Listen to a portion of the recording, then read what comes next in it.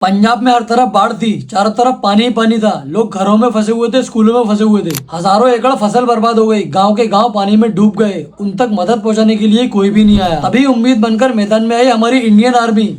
हजारों जिंदगियां, बच्चे, बुजुर्ग, महिलाएं, सबको सुरक्षित निकाला। चाहे नाव हो, हेलीकॉप्टर हो या स्पेशल आर्मी वाहन, हर हाल में उन्होंने राहत पहुंचाई। ये सिर्फ बचाव अभियान नहीं है, ये भरोसा है इंडिया के 140 करोड़ लोगों का कि इंडियन आर्मी हमेशा हमारे देश के लिए खड़ी रहती है। मैं सैल्यूट करता हूँ हमारे देश के जवानों को, जो हर हाल में हमारी ढाल बनकर खड़े रहते हैं।